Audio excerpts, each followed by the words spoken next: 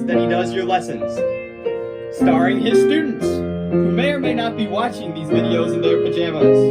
And our returning champion, Kaya, a well-known mathematician in the cat community.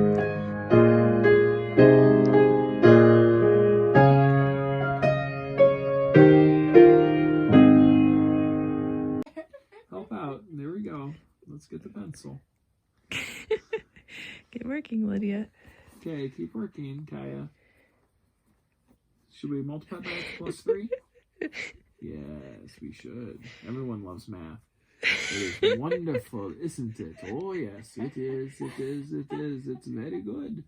Very good. Math makes us smarter. Okay.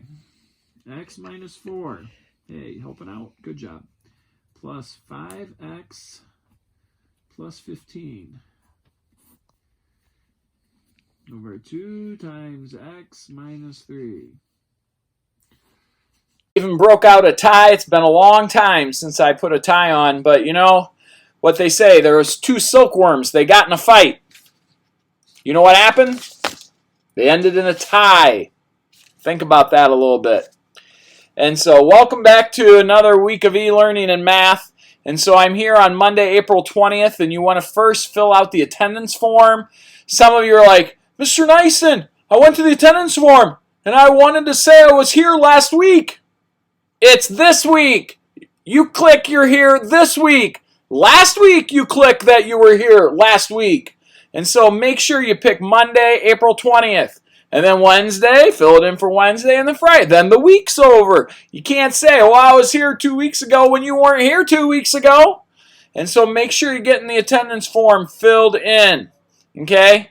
And so when we scroll down, today, 6th period, we're going to continue on talking about the Pythagorean Theorem, but we're going to find the distance between points on a coordinate graph. And so we do have warm-ups this week on Khan Academy. There's only 3. You can do 1 a day if you want, or just do them all and get them done with. That's fine. And this week's logic problems are an online contest. I'm going to be sending you a username and password that you need to save and then use that to log in. You will get extra credit just for doing this. The school, we spent money on you just for you to take this contest, and so you need to take it. And so there is a practice contest right here. You can click on it, and it's a 2nd grade one. You don't really have to take it, just to show you what it looks like. You know, you type in answers, 4,033. There'll be no labels. You don't type labels in. Like Jack Long, when he takes his attendance, he always does Jack Long, Jack Long. It's like you just type the number, no words. And so you just go through and you type these. And so Usher solved the problem. What number is covered by his eraser? Oh, is that 64? And so you just click through. And then when you're done, you'll have 50 minutes to do this. But right here, there's a little window that's going to pop up. Like you only have 10 minutes remaining. Click OK to work. And then you'll keep working. You click 10 minutes and you do that. But when you click submit, when you're done, so it'll warn you, on the sample one, it grades it if you got them right or if you got them wrong. But on the real contest, you're not going to get graded. It's just going to turn it in and say thank you. And I will know. And you're not supposed to use a calculator. And you'll have 50 minutes. And you'll need to set time aside. And so I'll get you those username and passwords soon. So, but until then, look at this practice contest. Get your other stuff done. You'll have that. This must be done before Thursday night. Otherwise, it's too late. You can't be doing everything a day late and a dollar short.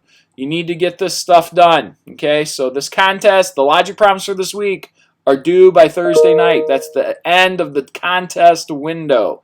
And I just hear someone emailing me right now, and we can't get to you because we're taping this, but we'll answer you as soon as we can. Okay?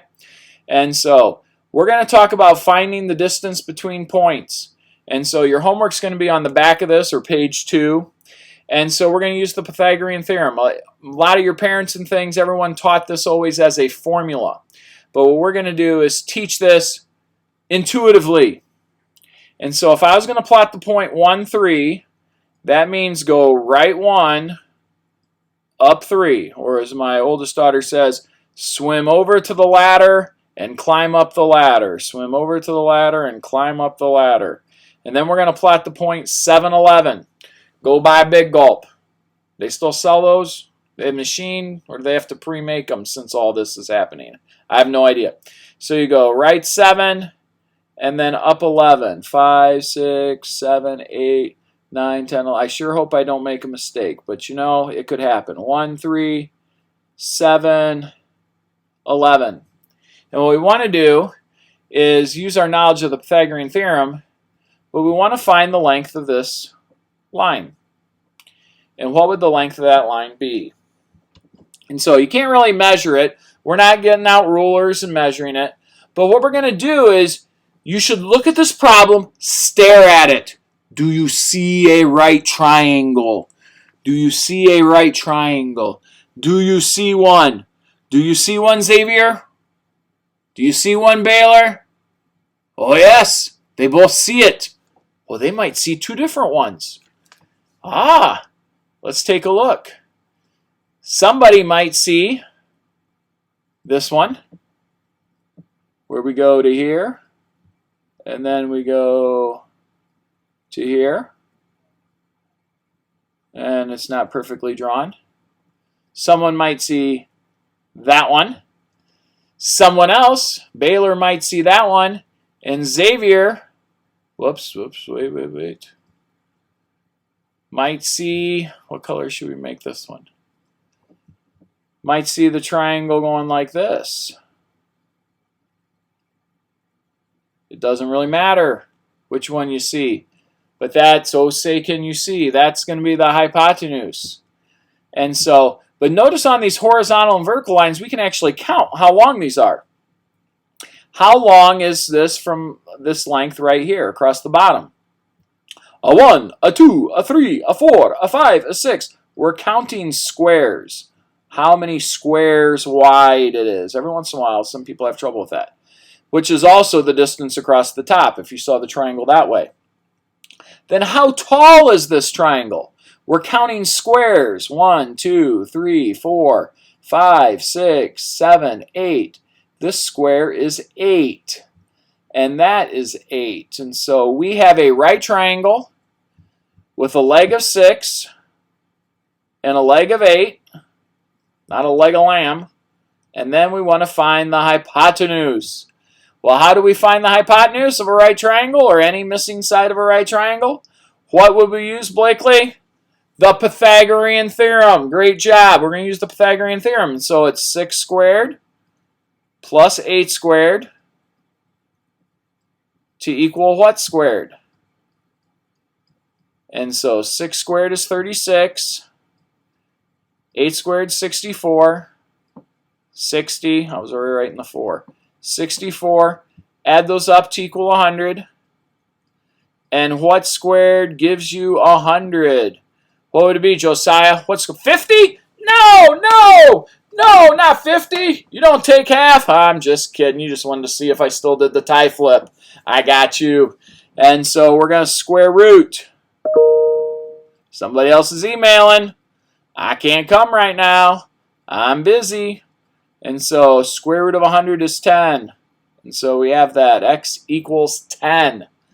And so 6, 8, 10. Could you really count this to see that it was 10? You'd have a hard time. That would be pretty much impossible. So we have on this line a squared plus b squared equals c squared.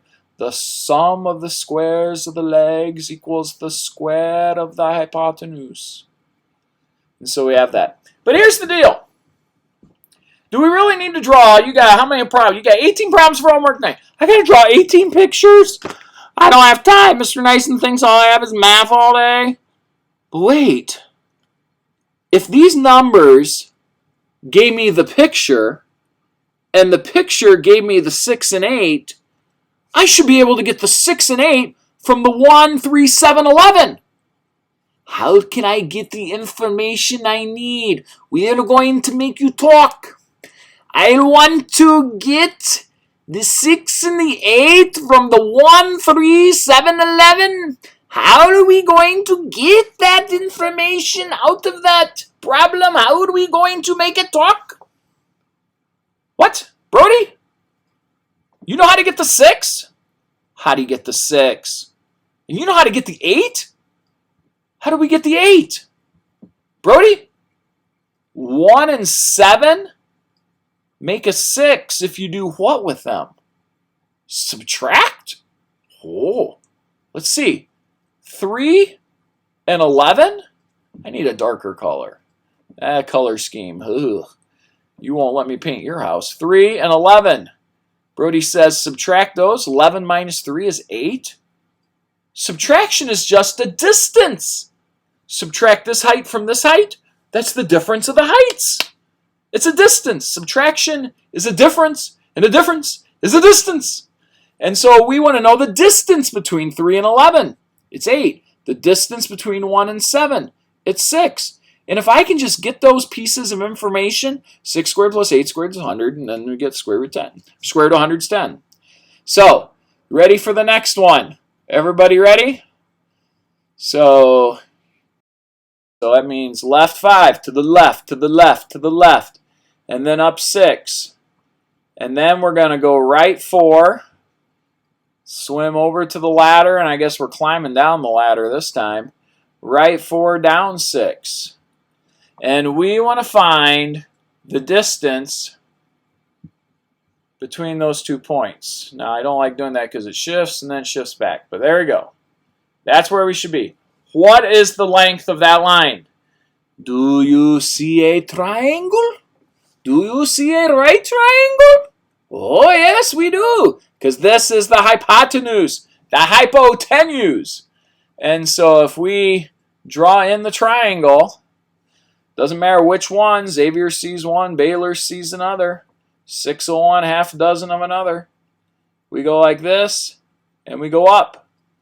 We can count horizontal and vertical distances by counting the squares. A 1, a 2, a 3, a 4, a 5, a 6, a 7, an 8, and a 9.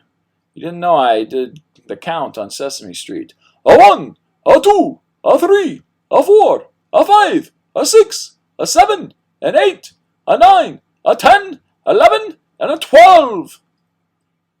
And I got the 9 and the 12, so it's really just 9 squared plus 12 squared equals what squared?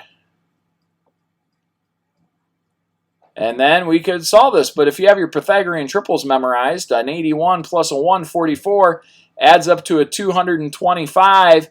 And what is the square root of 225? It's very sad that you're missing all these squares and cubes quizzes that we would have revisited. And so what squared gives you 225? Phoenix, 15. Good job. And so that's a 9, 12, 15. Now the question is, could you get a 9 and a 12 from these numbers? If we listen to what Brody said, how far apart are negative 5 and 4? On a number line, 4's going this, nope, 4's going this way. 5's going this way. Are they 1 apart if it's negative 5 and positive 4? No, they're 9 apart. They're not 1 apart. And so, how far apart are 6 and negative 6? 6 going one way, negative 6 going the other. They're not 0 apart. They're 12 apart. Look, this is much faster than any formula. You just look at this. Negative 5 and 4, they're 9 apart. 6 and negative 6, they're 12 apart. 9 squared plus 12 squared is 15 squared. Boom! Yeah, got it. And so, that's what we want you to do. But, if your parents watch this, they'll be like, we were taught formulas. If we are going to find the distance, we will use the distance formula.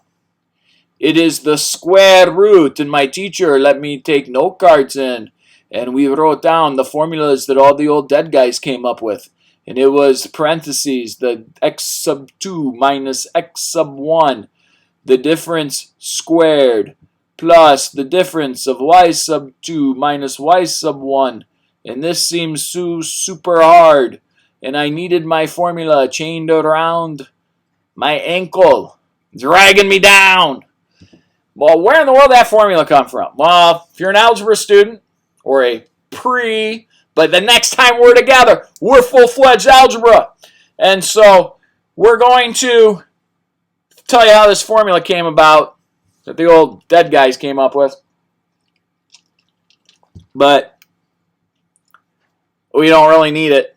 So let's take a look. Let's plot the point. We'll just take a generic point. Doesn't matter where you put it. And we'll call this x1, comma y1. Because it's an x coordinate and a y coordinate. Then up here we'll just plot a point. Doesn't matter. And we'll call this x2, comma y2.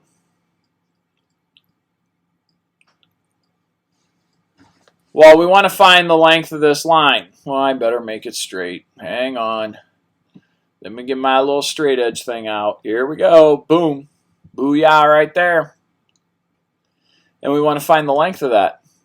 Well, the thing is, this is x1 on the x-axis. This is x2. X sub 2. If I want to find the length of this line, what would I do to these two numbers? Would I add them or would I subtract them? I would subtract them. Yes. So the length of this side is x sub 2 minus x sub 1. This y value is y sub 1. This y value is y sub 2. To find the length of this line, would we add these two y values together or would we subtract them? We would subtract them. Y sub 2 minus y sub 1. And so if you're doing the Pythagorean theorem, you would have x sub 2 minus x sub 1 quantity squared plus, and then you'd have y sub 2 minus y sub 1 quantity squared equals the distance squared. Well, if that whole thing equaled the distance squared, you would square root both sides, and this would be a mile-long square root sign. Radical, man, that's radical. And then you would square root this one too. And that's how you get the answer to be that big ugly thing. Now that is how most people were taught and are still taught. But that's why we're teaching you through these videos, because every time I see that, it's like, why do we make this so hard? So look at this. We'll do one of these. This is what your parents used to do.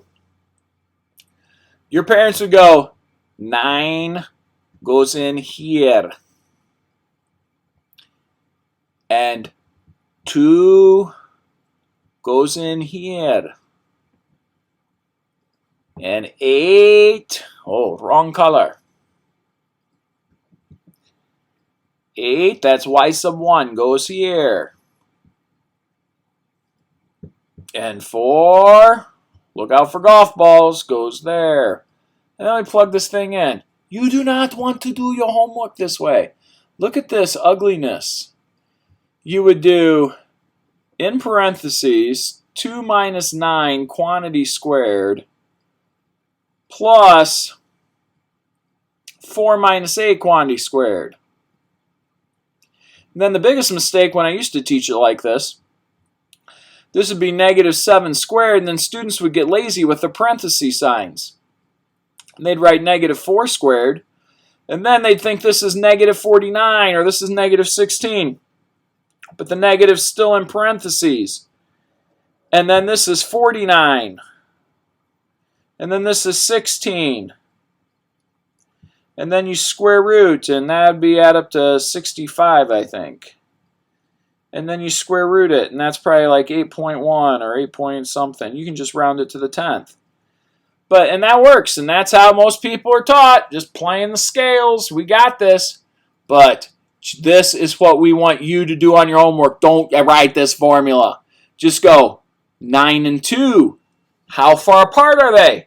Well, they're 7 apart. But Mr. Nason, you wrote negative 7. Does it matter? No, because what's a negative squared? A positive. What's a positive squared? A positive. So it doesn't really matter which way you go. You're going to square it anyways. So you just go 9 and 2 are 7 apart. And so you go 9 and 2 are 7 apart. And then you say 8 and 4 are 4 apart. And that equals d squared. What would you rather do? All of this? Or just look at it and say 7 squared plus 4 squared equals what squared, and then boom. We want you to look at this and go, -4 and +5 are how far apart? 9. They are 9 apart. These are 9 apart. You can do that in your head. You don't need a formula to tell you how far apart they are. Just mess up on the negative signs and cause all this grief. You have an intelligent brain. If a cat can do math, you can do math. 2 and -9. Are they 7 apart? -7 apart? 11 or -11? John? 2 and -9. 2 one way, 9 the other. How far apart are they? 11. Great job. Oh, I got to change back to the pen. So then this is going to be 11 squared. And a lot of your homework does not come out nice. They'll be irrational. And you don't have to simplify the square root. Just type it in and round to the 10th on that. So 9 squared is 81. 11 squared is 121. That equals d squared. And then I get 202. And then you're going to square root it. That will equal d. And so you can just type it in. Square root of 202 is going to be 14 something, because 14 squared is 196. And that's going to be 14.2. Make sure you round them. If it ended up being 14.25, it's 14.3. But this ends up being 14.21, so it is 14.2. Okay? So on your own homework tonight, on your own paper, I mean, here we go. We have on your own paper. Do we have that big enough for you? Find the distance between 2 points, and then it says round to the nearest 10th. So on your own paper, you got 2, 4, 1, 3. I want you to fit it in your paper, but you got, like, I can write problem 1, and then just write, I want you to write 2, 4, 1, 3. Because then I want to be able to tell if you know how far apart these are. How far apart, you take the 2x values. How far apart are they? 2 and 1 are 1 apart. That's my a squared. How far apart are 4 and 3? 1 apart.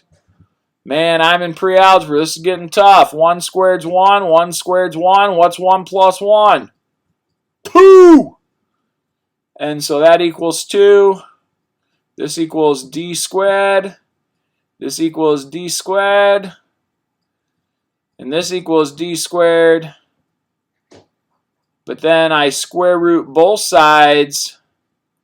And the square root of 2 is like 1.414, bloop, bloop, bloop, bloop, bloop, bloop, bloop. And so d equals 1.4. Okay?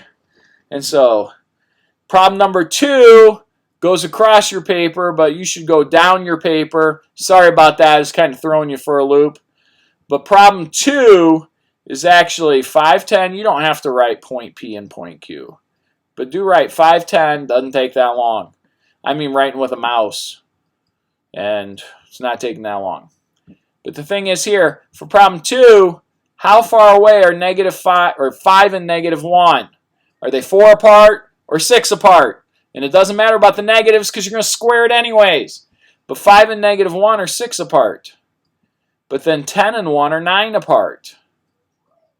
And so 6 squared plus 9 squared equals what squared?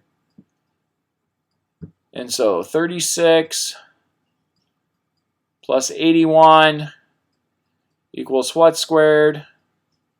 Hopefully I don't mess this up. This is 117, and the answer is going to be the square root of that. Now, if you're going to simplify it, you can just type it in and round it to the nearest 10th. Videos. Pre-algebra, we had 23 likes on Friday. That was a great job. That was more than algebra and geometry. So, hey, we miss all you guys. We look forward to when we can all be together again, but just keep up the good work. Remember, I'm going to give you username and password for the logic problems this week. You got to just do them before Thursday night and set time aside. I'll get you those username and passwords and get the warm-ups done and just number down your page 1 to 18. Show the work. Show me how far apart they are. And I know all of you will do a great job. And so email me your questions. Let me know. And, hey, we'll see you later. Okay?